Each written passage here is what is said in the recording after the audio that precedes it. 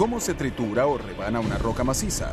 De la misma manera en que se fabrica el cuerpo de un camión en segundos, o se cultivan 16 hileras de maíz al mismo tiempo, o se observan los confines del universo conocido.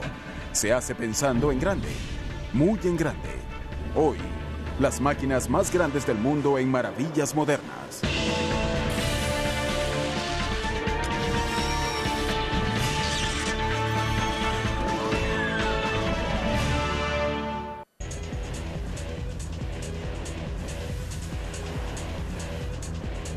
A comienzos del siglo XXI, renació una de las mayores creaciones industriales de los Estados Unidos. Cuando el histórico complejo River Rouge de Henry Ford, construido en 1918, reabrió sus puertas como centro de producción de la venerable camioneta F-150 de Ford.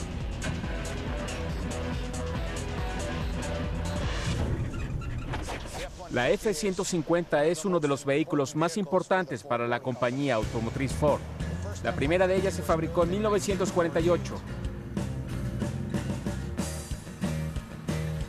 El nuevo complejo Rouge representaría un avance mayor en manufactura, especialmente la planta de acuñación de metal renovado. La planta de acuñación de Dearborn le pone puertas a las F-150 que se fabrican. Este año fabricaremos alrededor de 2.800.000 puertas.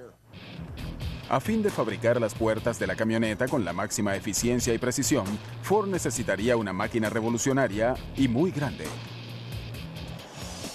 La prensa de transferencia Schuller A extra grande. Longitud 38 metros, altura total 15 metros, peso, sin incluir los troqueles, 2.350.000 kilogramos. Fuente de energía, 2 motores eléctricos de 600 caballos de fuerza cada uno. Dieta, 315.000 kilogramos de acero al día.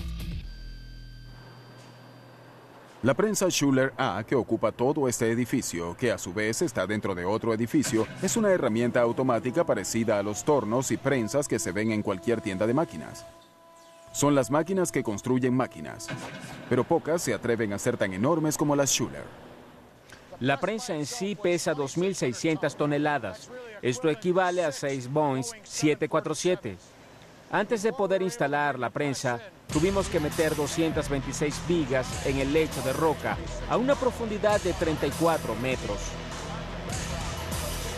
Después tuvimos que vaciar 113 metros cúbicos de concreto, lo cual equivale a 8 kilómetros de autopista de 2 canales.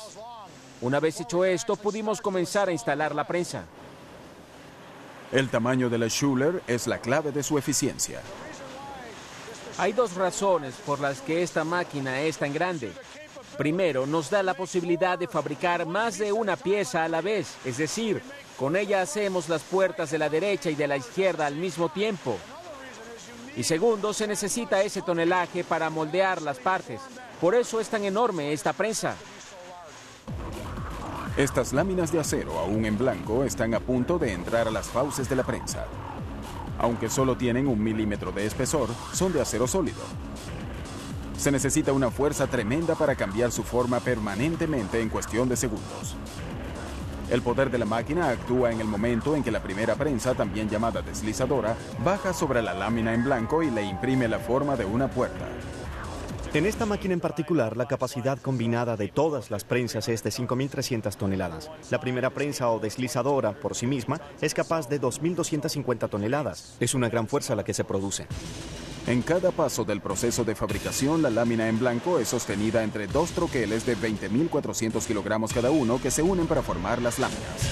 Ese sonido fuerte que se escucha es lo que genera la totalidad del tonelaje. Son los troqueles superior e inferior entrando en contacto. La prensa es la máquina y los troqueles son las herramientas. El primer troquel suele ser el que da la forma. A medida que se avanza, estos van cambiando. Algunos troqueles recortan, otros perforan y otros crean rebordes. Depende del tipo de troquel que sea. Una vez completado el proceso, emerge de la prensa un nuevo par de puertas cada 5 segundos. Antes de la llegada de las prensas de transferencia extra grandes y eficientes como las Schuler, cada parte se formaba en 5 o 6 prensas diferentes. Había que transportar la pieza de prensa a prensa y usar entre 3 y 4 líneas de producción para pasar la pieza por un número de hasta 30 prensas diferentes para producir el mismo resultado que produce este único equipo hoy en día. Alcanzar tal nivel de eficiencia requiere de una enorme cantidad de energía. Tiene su propia fuente de energía. La subestación que tenemos podría alimentar 50 hogares de 4 habitaciones con aire acondicionado. Eso nos da una idea de la cantidad de energía eléctrica que requiere esta prensa. Echaremos un vistazo a la planta eléctrica que alimenta la máquina. La prensa cuenta con 2 motores de corriente directa que impulsan el volante ubicado detrás de esta unidad de freno con embrague hidráulico. Cuando el volante está en movimiento, la energía queda almacenada. Cuando activamos el embrague hidráulico, esa energía almacenada es enviada hacia el eje de salida, que a su vez impulsa el eje principal. La vara principal de 24 metros de largo proporciona la energía necesaria para mover la enorme prensa hacia abajo, y lo que es aún más difícil hacia arriba de nuevo. Aunque la prensa Schuler funciona mecánicamente, tiene apoyos hidráulicos que ayudan a amortiguar el golpe hacia abajo y a eyectar la lámina ya acuñada. La historia de la prensa de acuñación moderna es en gran medida la historia de cómo se ha llegado a generar una fuerza hidráulica cada vez mayor. A comienzos de la década de los 30, el uso de fluidos hidráulicos en grandes prensas de acuñación ya era algo común. La fuerza que se aplica mediante el desplazamiento de fluidos hidráulicos es instantánea y predecible. Por eso, esta tecnología hace más fácil controlar la velocidad y por tanto la precisión del moldeado. La prensa Schuler A se conoce como una prensa de transferencia. Esto significa que la misma máquina transfiere la lámina de una prensa a la siguiente de manera que no es necesario pasarla a otra máquina. La compañía Schuler se distingue por haber construido la primera prensa de transferencia del mundo, la cual se presentó en la Exposición Mundial de París en el año 1900. Desde entonces, las prensas de transferencia se han difundido mucho para la acuñación de todo tipo de productos, desde monedas hasta piezas de reloj. La prensa Schuler actual en movimiento se ve y se oye como un ser vivo gigante. La máquina respira, gime por el esfuerzo, y sus extremidades hacen temblar el suelo que pisan. Además, todos sus agraciados movimientos están sincronizados por un sistema nervioso central. Es una prensa que contiene 304 kilómetros de cable, 91 motores y 8 computadoras. Las computadoras son las que controlan todo. La esencia de esta máquina son los circuitos electrónicos.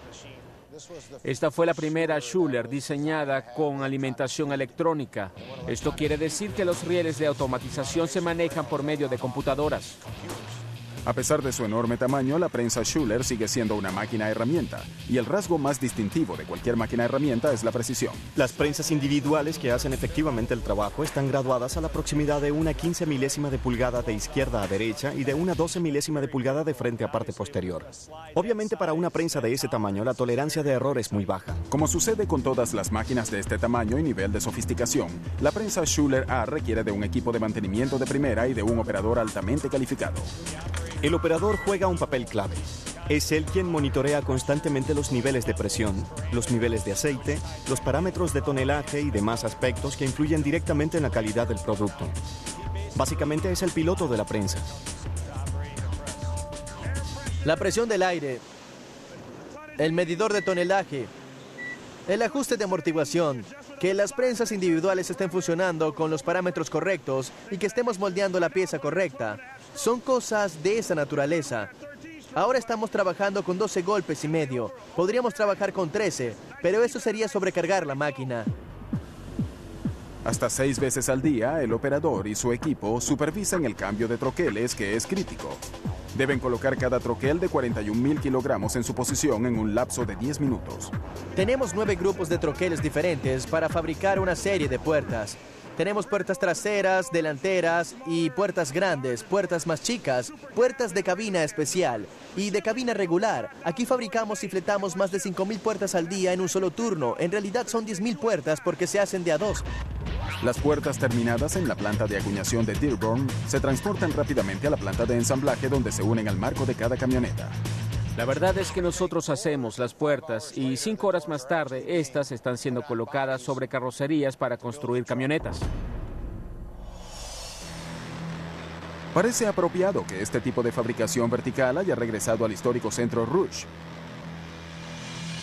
En el apogeo de su actividad en los años 30, el Rouge empleaba a 100.000 personas y era la realización de la gran visión de Henry Ford. Allí se fabricaba cada automóvil de cero, comenzando con el metal, la goma y el vidrio. En el actual mundo de la especialización, donde no es raro que las piezas de un producto se ensamblen incluso en algún lejano continente, esta visión autosuficiente de la fabricación ha quedado borrada en gran medida. Sin embargo, atreviéndose a pensar en grande y con la ayuda de una enorme máquina, algunos han hecho que aún hoy puedan oírse los ecos del pasado. Sea para acuñar metal o para atravesar algunas de las rocas más duras del planeta, siempre se necesitarán máquinas muy grandes.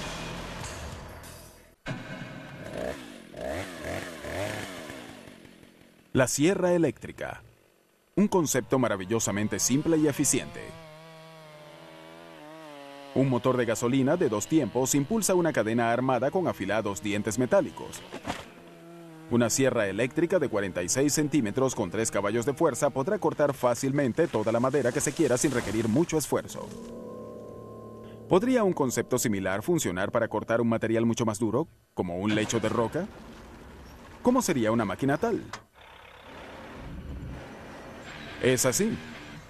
Esta es una máquina gigante que corta roca del suelo y se le conoce como excavadora eléctrica. Y la más grande del mundo es la Aztec Underground 1860 HD. Excavadora Aztec Underground 1860 HD. Peso total 160.000 kilogramos. Motores 2 diésel de Caterpillar. Uno con 1.200 caballos de fuerza, el otro con 300. Consumo de combustible 75 galones por hora. Longitud máxima de la cadena 10,7 metros. Esta excavadora es un equipo de construcción especialmente diseñado para excavar perforando el lecho de roca y sacar los restos, a fin de poder meter otros materiales. Cuando se requieren trincheras especialmente largas o profundas, los constructores piden la 1860. Esta máquina puede perforar hasta 9,15 metros de profundidad. Actualmente tenemos otra máquina en camino a Israel que perforará hasta los 15,20 metros. En África una vez hicimos un trabajo de perforación con la 1860 abriendo una trinchera de 2,4 metros de ancho y 3,6 metros de profundidad.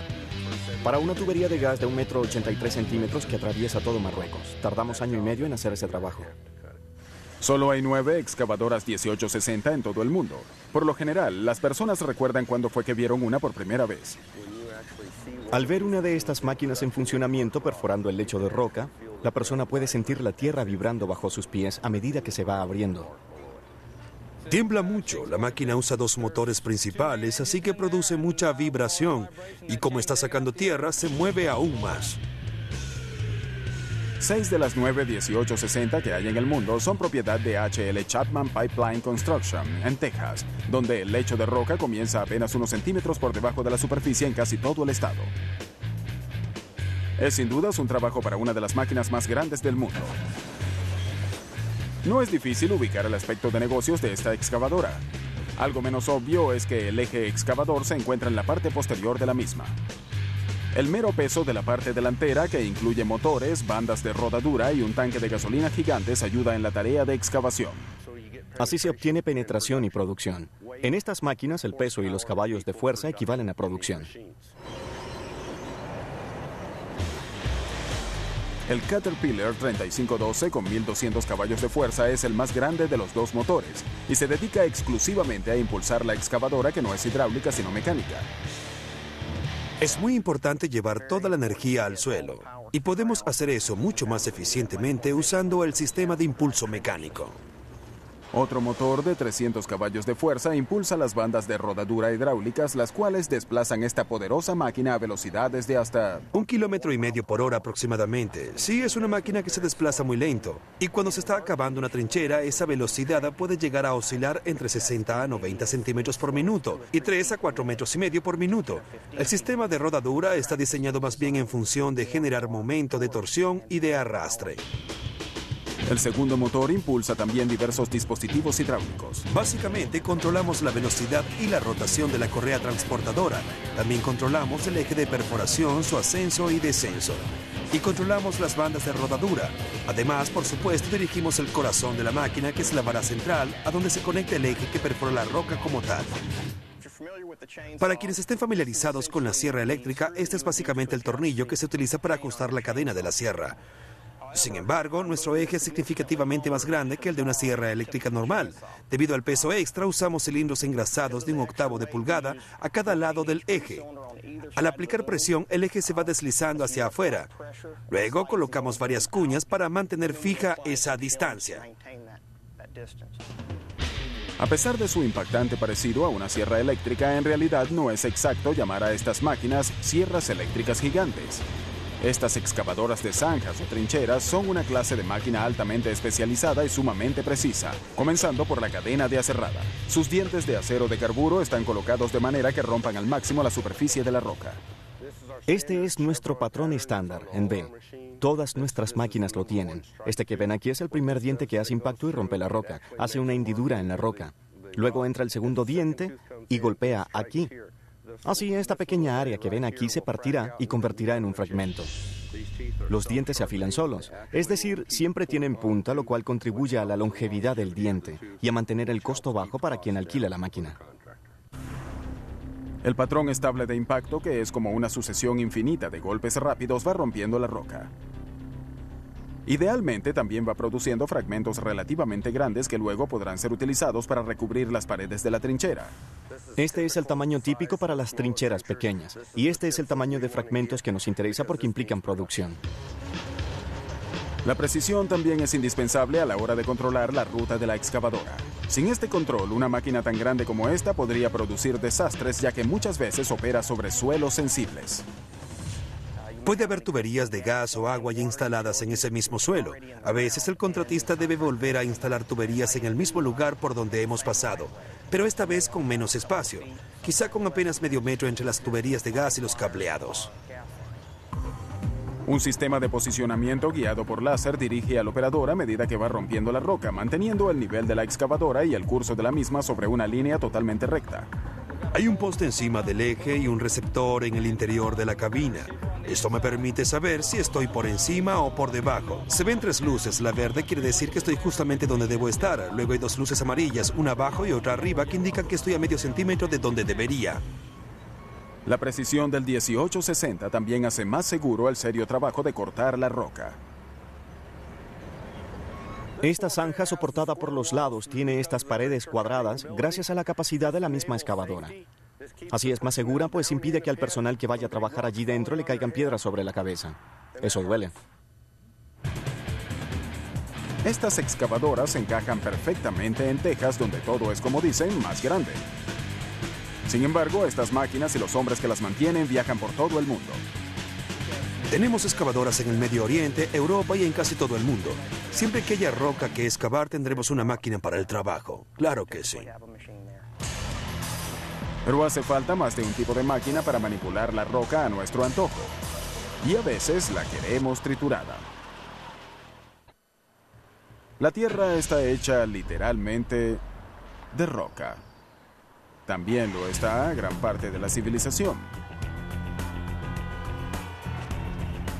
En la cantera de Volcan Materials en Manassas, Virginia, se explotan toneladas y toneladas de piedra de la superficie terrestre que luego se procesan para formar agregados adecuados para todo tipo de construcción, desde carreteras hasta paredes de concreto prefabricadas. La mayor parte de nuestra producción va al mercado local en forma de concreto, asfalto y ladrillos. También la usamos como base en vías de tránsito para construir puentes y para entradas de auto de casas particulares. Según la industria, por cada persona que viva en el área debemos suministrar entre 10 y 12 toneladas de roca al año. No es tarea fácil convertir enormes rocas volcánicas de 1,20 metros de ancho en pequeñas piedrecitas uniformes. Es una tarea para la que se requieren máquinas muy grandes, como la que hay en esta estructura de 10 pisos. Esta está diseñada para lidiar con el hecho de que la piedra no suele venir en tamaños convenientes al hombre. Son las trituradoras de roca. La trituradora giratoria superior 4265 de Metson Minerals. Peso total 120.000 kilogramos. Altura 10 pisos. Motor eléctrico de 500 caballos de fuerza. Dieta 2.557 toneladas de roca por hora. La 4265 es conocida como trituradora giratoria, debido al movimiento que realiza esta tarea. El implacable giro hacia adelante y hacia atrás que comprime la roca contra las paredes de la recámara. Podrían visualizarlo imaginando que la trituradora es como un cascanueces gigante mecanizado. Opera el mismo principio. Son dos superficies duras que se cierran sobre una superficie blanda que está en el centro. En este caso, créanlo o no, la roca bruta es el material blando. Entonces, son dos piezas de metal mecánicamente dispuestas para unirse comprimiendo la roca. Así, esta se fragmenta en pedazos más pequeños. El proceso comienza en la cabina de control ubicada en la parte superior de la trituradora. Desde allí, el operador tiene una visión frontal y central de cada carga de 100 toneladas de roca que se introduce por la boca de la enorme máquina. Unas regaderas de agua mantienen el nivel de polvo bajo control constantemente. Todas nuestras trituradoras están diseñadas para funcionar con sistemas de embudo. Esto se debe a que las rocas que están arriba ayudan a empujarlas de abajo hacia la recámara de triturado. Además, así las rocas se rozan entre sí y esto facilita la tarea de triturar materiales de gran tamaño. Las trituradoras primarias como esta aceptan rocas de hasta 1 metro de diámetro. El operador Pete Hoff usa un martillo hidráulico para reducir cualquiera que sea más grande que eso. En el centro de la trituradora se encuentra un eje de acero sólido que puede medir hasta 8 metros de largo. La concha en forma de cono colocada sobre el eje provee la superficie de triturado. Tanto el eje como la concha fueron forjados como piezas sólidas de acero. La concha y el eje juntos pesan más de 23.000 kilogramos. Este cascanueces gigante se alimenta de un motor eléctrico de 500 caballos de fuerza. El motor impulsa una vara horizontal fija que está conectada a una gran corona que causa la rotación del eje central gigante. El eje central está metido en una cavidad conocida como excéntrica debido a su forma asimétrica. A medida que el eje central va girando, va moviendo la concha trituradora de un lado a otro contra las paredes de la recámara, 170 veces por minuto y siguiendo un patrón excéntrico. Es imposible que las rocas no se deshagan ahí adentro, pero la concha trituradora no sería nada si las paredes de la recámara no fueran ultra resistentes. Las piezas de esta máquina son todas de acero. Son vaciadas en un tipo de acero muy bien reforzado, así que la recámara es sumamente resistente. Además, las superficies están protegidas con una revestidura de manganeso o bien de una aleación de acero. 2 pisos por debajo de la sala de control, la trituración va a toda marcha. Lo que se escucha aquí son las rocas que se están triturando contra esta recámara externa, que es la parte superior de la máquina, y donde vemos fuertes vigas que soportan todas las fuerzas de trituración. Desde aquí hacia abajo está la parte inferior de la máquina, donde se encuentra toda la parte mecánica, el cojinete del excéntrico, el de la concha inferior, el excéntrico, y debajo de eso está el sistema de posicionamiento del eje central. La piedra enormemente reducida emerge por abajo. Pueden ver la diferencia de tamaño entre la roca que va en ese camión y la que está cayendo de aquella correa. Esa es la reducción que se logra en ese primer paso. Este eficiente método, conocido como trituración por compresión, ha jugado un papel clave en la historia. La primera trituradora por compresión fue desarrollada y patentada por un caballero llamado Eli Whitney Blake en 1858. Él era el sobrino de Eli Whitney, el inventor de la ginebra de algodón. Los comisionados de su pueblo pidieron a Eli Whitney Blake que desarrollara una trituradora o algún tipo de máquina que les permitiera reducir la piedra para obtener macadán para la construcción de un pedazo de autopista de 3 kilómetros. Él tardó 5 años en crear esta máquina, que tiene un troquel de sierra fijo y otro que se le opone y gira de manera excéntrica. Así comenzó la trituración por compresión, y las trituradoras al estilo de Blake siguen en uso hoy en día. A finales del siglo XIX, las trituradoras de roca fueron de gran valor en la construcción de vías de tránsito por toda una nación en pleno desarrollo. También sirvieron para extraer metales preciosos de bloques gigantes de piedra.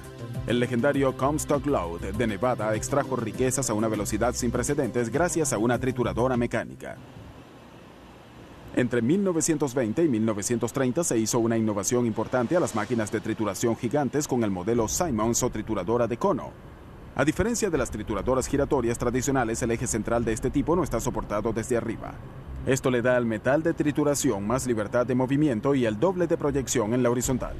Hoy, el fabricante de la trituradora de cono más grande del mundo es Metso Minerals. Este monstruo de 154 toneladas y 1000 caballos de fuerza es conocido como el MP1000. Y casualmente también reside en la cantera de Vulcan Materials en Manassas, Virginia. El MP1000 es la máquina más grande de este tipo que se haya construido jamás. También es la más avanzada tecnológicamente. Es emocionante ver cómo funciona. El MP1000 es la trituradora secundaria en esta cantera. La roca ya reducida por la trituradora giratoria ha llegado hasta aquí sobre una banda transportadora y espera para ser triturada nuevamente. El rápido impulso de la concha pulverizará la roca contra el recipiente gigante de acero en forma de cono. Este es el recipiente y se inserta en la parte superior de la máquina. Su superficie es de manganeso y es contra esta que choca realmente la roca. Cuando la máquina se mueve, el material que va pasando a través de ella se va reduciendo, cae y luego se desplaza al lado opuesto. Al salir del MP1000, la roca puede pasar a una tercera e incluso a una cuarta trituradora dependiendo del producto que se desee obtener. Con sus múltiples máquinas para triturar y cernir, Vulcan Materials produce desde grandes fragmentos útiles para controlar inundaciones hasta arena para concreto.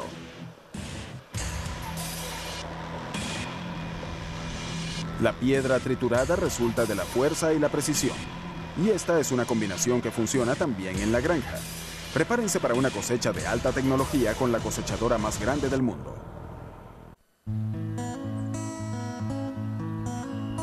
En Estados Unidos hay más de 250 millones de acres de siembras y casi el mismo número de maneras de cosecharlas. Pero la máquina que ha llegado a representar el tiempo de la cosecha en nuestros campos es la poderosa cosechadora trilladora o combinada. Ninguna otra cosechadora ofrece la misma mezcla de ferocidad al cortar, gentileza al separar y rapidez al descargar. Esta máquina puede convertir docenas de hileras de enormes plantas en grano listo para ser comercializado en cuestión de segundos. Su nombre se debe a que realiza varios procesos. Primero, corta el grano. Luego lo eleva hasta el sistema de trillado, donde separa el grano como tal del resto de la planta. Seguidamente, separa el grano de la paja y deposita el grano en un tanque aparte. Mientras más grande sea la cosechadora, mayor será su capacidad de producción y la más grande de todas es la Lexion 590. Cosechadora trilladora Lexion 590R, peso del vehículo 21.000 kilogramos. Ancho de la pieza cortadora 12,2 metros. Motor Caterpillar C13 diésel de 462 caballos de fuerza. Dieta 24 siembras diferentes, hasta 1.143 fanegas de trigo o 3.048 fanegas de maíz por hora. Cuando hizo su debut en 2004, la serie Lexion 500 dejó impresionado al mundo de la agricultura. El fabricante, la firma Claas, ubicada en Omaha, Nebraska, eligió en su momento el cercano Museo de Comando Aéreo Estratégico para presentar la máquina por primera vez. La reacción del mercado fue de asombro. Yo estaba impresionado. Lo primero que cosechamos fue el maíz. Nunca había visto una máquina cosechar el maíz de esa manera. Sea cual sea la siembra que devore, la Lexion 590 es la más grande de todas las máquinas, tanto por su motor de producción como por su volumen total. Pero lo que realmente dejó pasmados a todos, desde Yakima hasta Wichita, fue la enorme pieza cortadora de 12,2 metros de ancho. Estas piezas pueden atacar una amplia variedad de siembras, pero están enfocadas hacia las tres más comunes: el trigo, el maíz y la soya. Esta es la F540, la pieza cortadora más grande del mercado. Es una pieza que se usa específicamente para cosechar granos de soya. Su rasgo distintivo es un sistema de barra que permite cortar de manera flexible. La barra se mantiene muy a ras del suelo, de modo que sea posible cosechar los granos de soya desde arriba hasta la base misma de la planta. Y esta pieza cortadora puede cambiarse para cosechar otro tipo de siembras más rápido de lo que los agricultores del pasado hayan podido soñar jamás. Para hacer esto rápidamente, proveemos un acoplador múltiple que permite enganchar o desconectar la pieza cortadora en poco tiempo.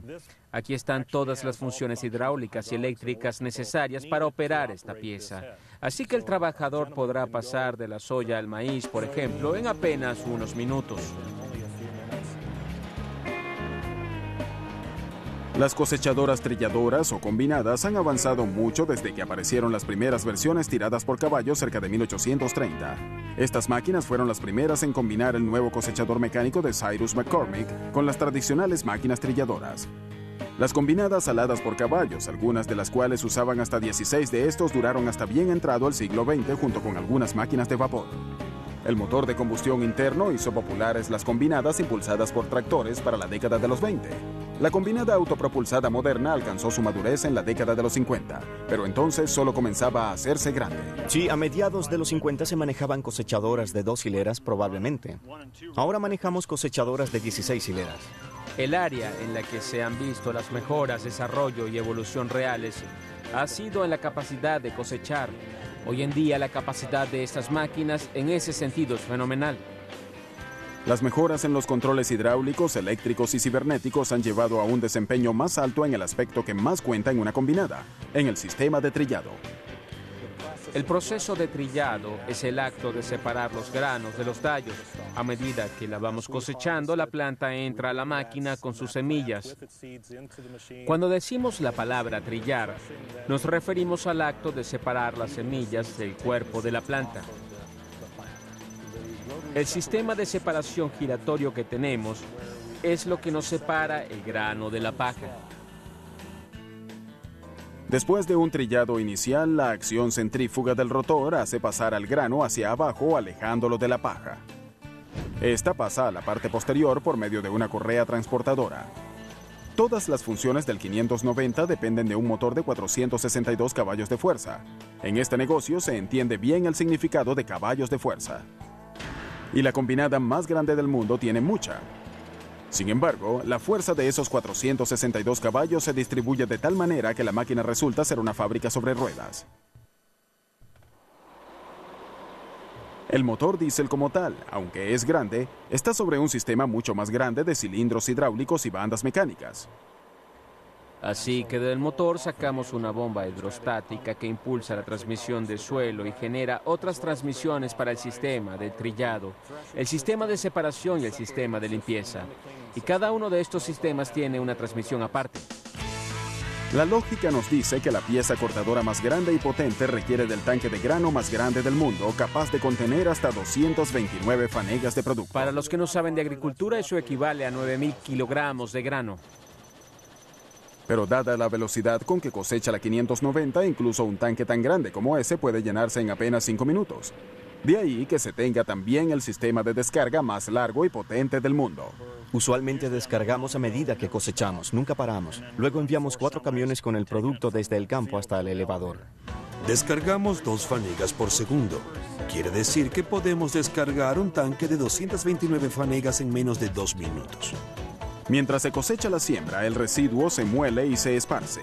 Es una parte crucial del ciclo de crecimiento en cualquier granja. Si se hace esto de manera efectiva y eficiente, se reducirá un poco el costo del labrado. Se necesita una distribución homogénea de ese material para que la naturaleza pueda realmente surtir efecto y descomponerlo rápidamente. La mayoría de las personas que trabajaron en la serie de combinadas 500, desde los ingenieros hasta los vendedores, crecieron en una granja y conocen las exigencias del tiempo de cosecha. Generalmente trabajamos 14 o 15 horas al día. En la última temporada comenzamos el 16 de septiembre y terminamos un poco después del Día de Acción de Gracias. Y mantenemos ese ritmo casi sin parar, 7 días a la semana. Para los agricultores de hoy en día, el mayor atractivo de las combinadas gigantes como la 590 es su alto rendimiento. La Lexion 590 es la combinada más grande del mundo. Pero preguntémonos cuál es el beneficio que proporciona al agricultor. El beneficio es que permite cosechar toda la siembra en el lapso de tiempo más propicio. Esto significa que la calidad del grano obtenido será mayor, con lo cual el dinero ganado también será mucho mayor. Actualmente hacemos con una combinada lo que antes hacíamos con 4 o 5 máquinas y 4 o 5 operadores. Siempre me pregunto cuándo se detendrá tanto crecimiento. No sé de qué manera podríamos crecer más, pero estoy seguro de que lo haremos. Las máquinas grandes son esenciales para alimentar al mundo. Y en un universo también grande nos ayudan a buscar nuevos mundos. En la isla de Hawái, 4.250 metros sobre el mar azul y las playas de arenas negras, e incluso por encima de las nubes, sobre las frías y áridas pendientes de un volcán durmiente llamado Mauna Kea, 13 telescopios le abren sus puertas al cielo en representación de 11 naciones. Mauna Kea es uno de los mejores sitios para la observación astronómica por diversas razones.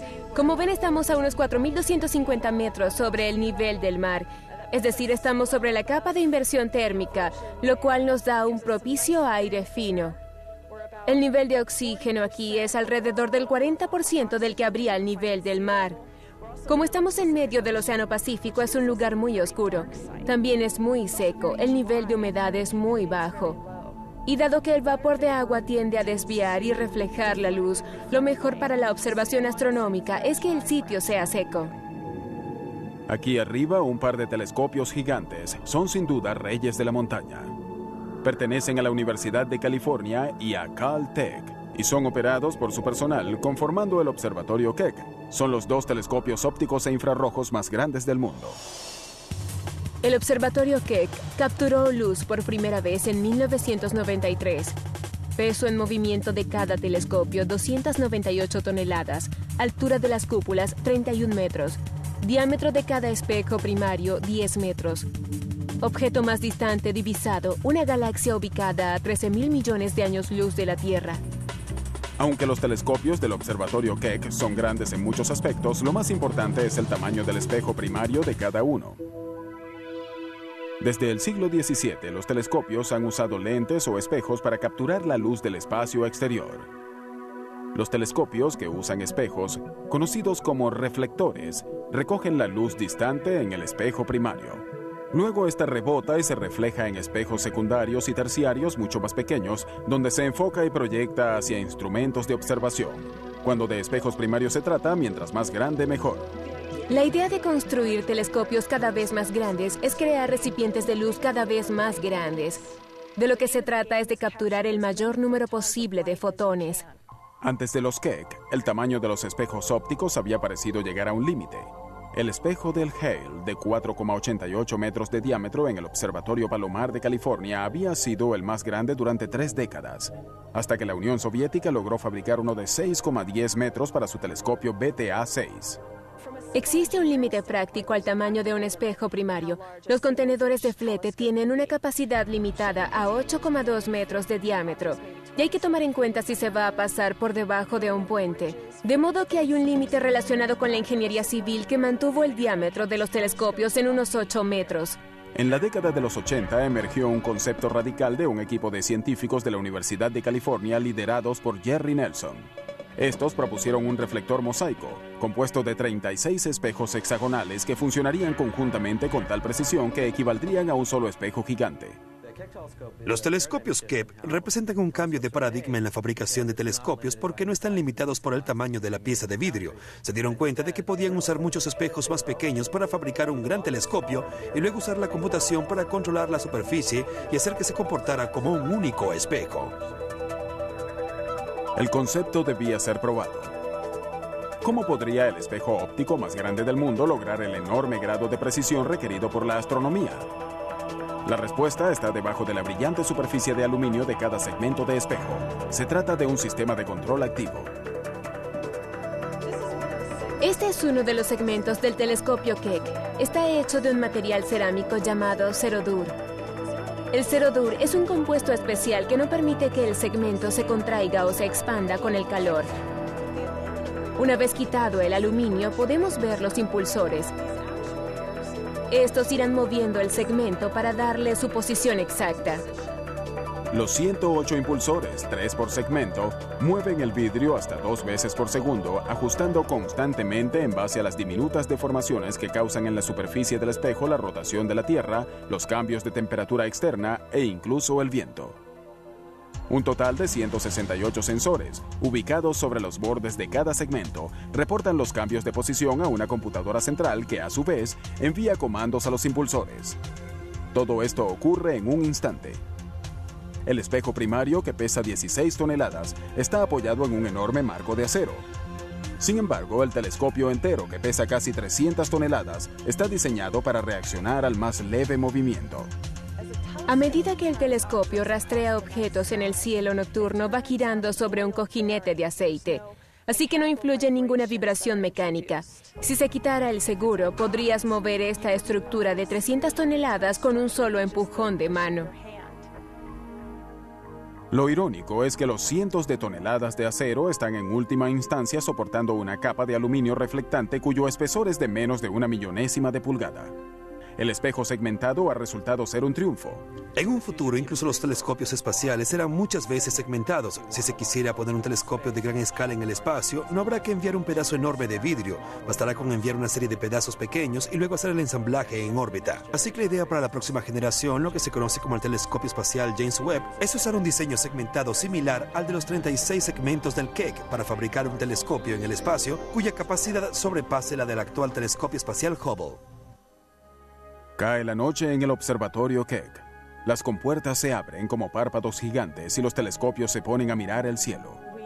Después de que se pone el sol, nos queda alrededor de media hora antes de que todo quede completamente a oscuras. Aquí no hay luces de autos, ni linternas, ni luces de ascensores siquiera. En preparación para este momento, aires acondicionados gigantes han mantenido los 20.000 metros cúbicos de aire dentro de la cúpula a una fresca temperatura de 0 grados centígrados. Queremos que al abrir las compuertas de noche, la temperatura al interior de la cúpula sea lo más cercana posible a la temperatura ambiente de afuera. No nos conviene introducir aberraciones adicionales en nuestra cúpula, porque los fotones que tratan de llegar a nuestros instrumentos ya han viajado durante miles de millones de años por el universo para llegar aquí. ¿Y cuál es el trabajo que realiza el telescopio más grande del mundo? Actualmente ayuda a reescribir lo que creíamos saber sobre el cosmos. Los telescopios Keck han sido esenciales para nuestra comprensión del Big Bang, o mejor dicho, la gran expansión, y han ampliado nuestra comprensión de la naturaleza de la materia en el universo. Por ejemplo, está el hecho de que la mayor parte del universo podría estar compuesta de energía oscura y materia oscura. Son formas de materia que no podemos ver ni comprender, al menos no todavía. Apenas un 4% de la materia que hay en el universo es la materia de la que sabemos, la materia que está en la tabla periódica, el oxígeno y el hierro que conforman nuestra piel y nuestros huesos. 114783. Es un planeta cocido. Adelántalo. ¿Un nuevo planeta? Es un nuevo planeta. Creo que los descubrimientos de planetas que orbitan estrellas diferentes a nuestro Sol son lo que más dará a conocer a los telescopios Keck. Hasta la fecha, los telescopios Keck han confirmado el descubrimiento de más planetas extrasolares que cualquier otro telescopio en la Tierra o en el espacio. Uno de los prospectos más emocionantes de un telescopio gigante es que algún día, en alguna parte, podría encontrar criaturas como nosotros. Y quizás esas criaturas compartirían nuestro interés en construir máquinas a gran escala. Máquinas capaces de cortar, triturar y moldear el material del que está hecho el planeta, para convertirlo en vías de tránsito, vehículos y grandes máquinas cosechadoras. Quizá ahora mismo estén usando unas de las máquinas más grandes de su mundo para observarnos a nosotros.